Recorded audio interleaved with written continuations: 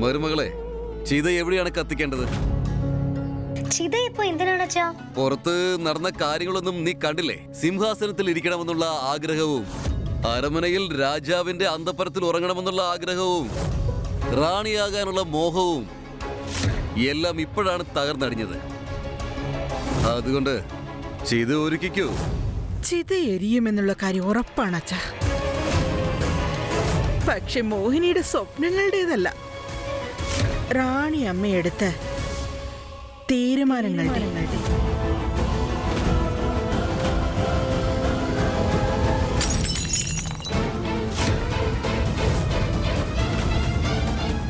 ഒരുപക്ഷെ റാണിയമ്മ മറന്നു കളഞ്ഞു. ഉടഞ്ഞു പോയ സാധനങ്ങളെ എത്ര തന്നെ ചേർത്ത് വെച്ചാലും അതിനിടയിൽ അകലങ്ങൾ ഉണ്ടാവുമെന്ന്. ആ റോജയെ ഉപയോഗിച്ച് ഒരു മതിലുണ്ടാക്കിയെടുക്കും മോഹിനി.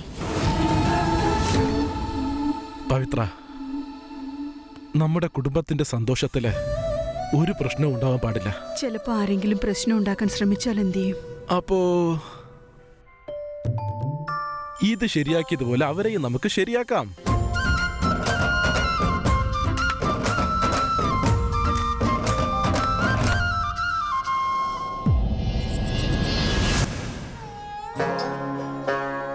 പ്രേം, നീയാണോ?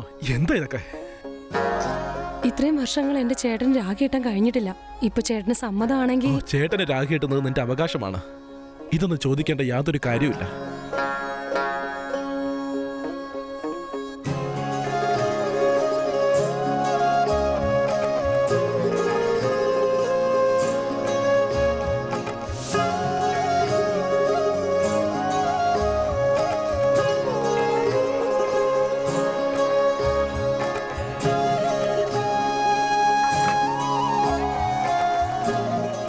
നിന്റെ കല്യാണത്തിന് എനിക്ക് വരാൻ പറ്റിയില്ല.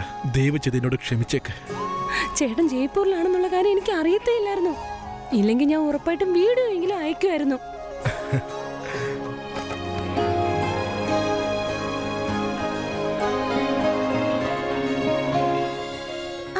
എന്റെ കയ്യിലൊരു ഐഡിയ ഉണ്ട്. എന്താ അത്? നമുക്ക് അമ്മയുടെ കല്യാണ ഫംഗ്ഷൻ വെച്ചാലോ? അത് നല്ല രസമായിരിക്കും അല്ലേ? ഇത് വളരെ ബ്രില്യന്റ് ഒരു ഐഡിയ ആണല്ലോ. എല്ലാവർക്കും ഒരുപാട് ഇഷ്ടപ്പെടും. എന്താ ശരിയല്ലേ? നിന്റെ ഹസ്ബൻഡ് എപ്പോ വരും?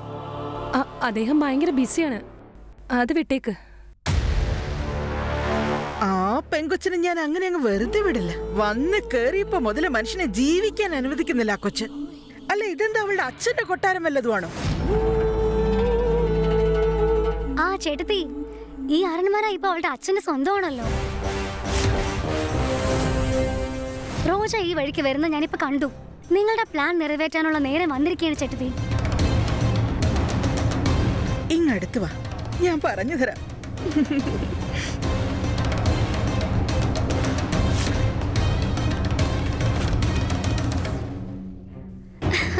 ആഹാ ചേട്ടത്തി, അടിപൊളി. ആർക്കും ചിന്തിക്കാൻ പോലും പറ്റാത്ത അളവിലേക്ക് നിങ്ങളുടെ ബുദ്ധി പോകുന്നുണ്ടല്ലോ. എന്റെ കണ്ണു തന്നെ കെട്ടാതിരുന്നാ മതി.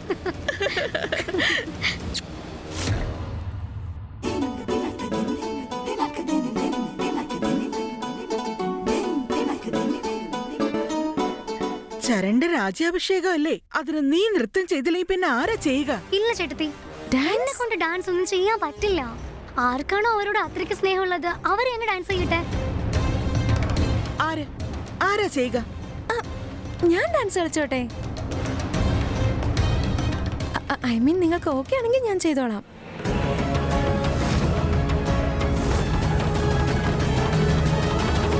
ഞങ്ങളുടെ സംസാരം ഒളിഞ്ഞു നിന്ന് കേൾക്കുമായിരുന്നോ? മറ്റുള്ളവരുടെ സംസാരം ഒളിഞ്ഞു നിന്ന് കേൾക്കുന്നത് നല്ല സ്വഭാവമല്ല. അല്ലെങ്കിൽ ഡാൻസിനെ കുറിച്ച് സംസാരിക്കാൻ നീ ആരാ? ചുമ്മാരക്കെട്ട് ഇളക്കുന്നതിനെ ഒന്നും ഡാൻസ് എന്ന് പറയാൻ പറ്റില്ല. ഡാൻസ് ഒരു കലയാണ്. അതൊരു സുന്ദരമായ ആർട്ടാണ്. എനിക്ക് ഡാൻസിനെ കുറിച്ച് എല്ലാം അറിയാം. എന്റെ അമ്മ ഡാൻസിനെ കുറിച്ച് വിശദമായി തന്നെ പറഞ്ഞു തന്നിട്ടുണ്ട്. അതെയോ? എനിക്കെന്തോ ഡൗട്ടാ. ആ കുഴപ്പമില്ല ചേട്ടത്തി, ആ ഡൗട്ട് നമുക്കൊന്ന് ക്ലിയർ ചെയ്യാലോ. അതെ, ആ പറഞ്ഞത് ശരിയാ. എന്നാ പിന്നെ ഞങ്ങൾക്ക് കാണിച്ചതാ ഡാൻസ് ഒന്ന് ചെയ്ത്.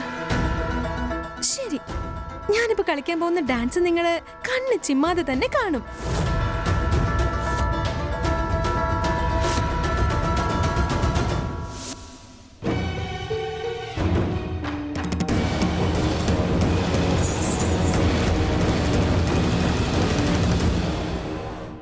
ഇതൊരു അരൺമനയാ.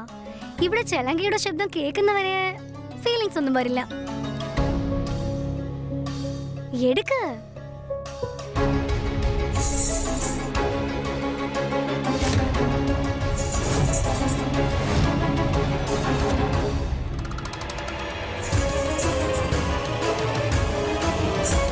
കെട്ടിക്കഴിഞ്ഞു.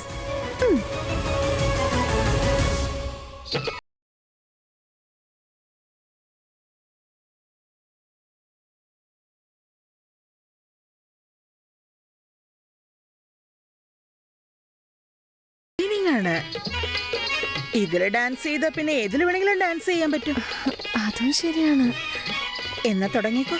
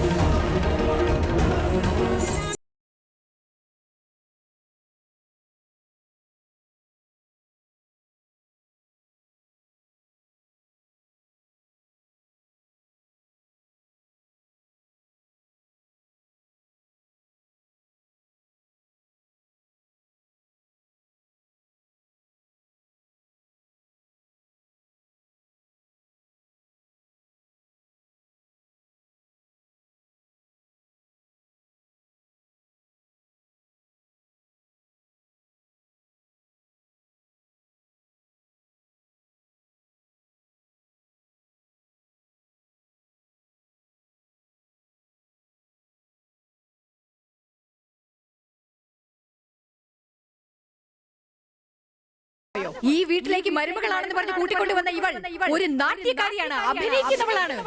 നാട്യക്കാരി ഇന്ന് അവളുടെ ചോരത്തിളപ്പ് കാണിച്ചുകൊണ്ടിരിക്കുകയാണ്.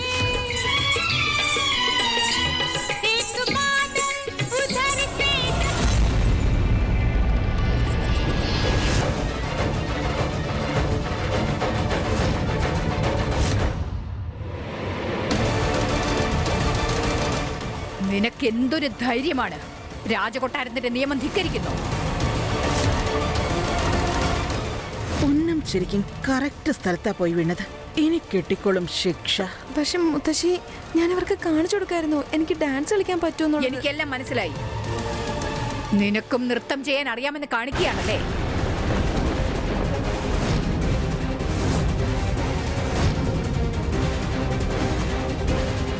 ഈ രാജകൊട്ടാരത്തിൽ നൃത്തം ചെയ്യുന്നവരെ നാട്യക്കാരി എന്നാണ് പറയാറ്. അവർക്ക് ഞങ്ങൾ ഇവിടെ ബഹുമാനം കൊടുക്കാറില്ല.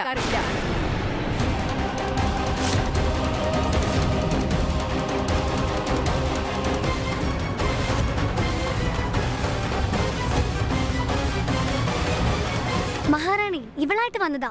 ഇവൾക്ക് ഡാൻസ് കളിക്കാൻ നന്നായിട്ട് അറിയൂ അത്രേ. ഈ വിശേഷ ദിവസത്തിൽ ഡാൻസ് കളിക്കാൻ പോവാന്നാ പറഞ്ഞിരിക്കുന്നത്.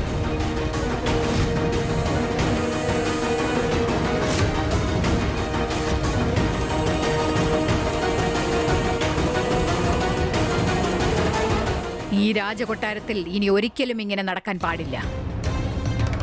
മനസ്സിലായല്ലോ?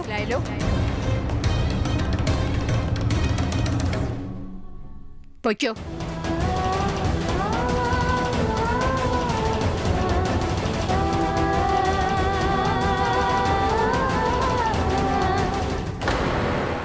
അവളെന്തോ വലിയ ഡാൻസർ മാറിയല്ലേ നമ്മുടെ മുമ്പിൽ കിടന്ന് അങ്ങ് ഡാൻസ് കളിച്ച് കളിച്ചോണ്ടിരുന്നത്.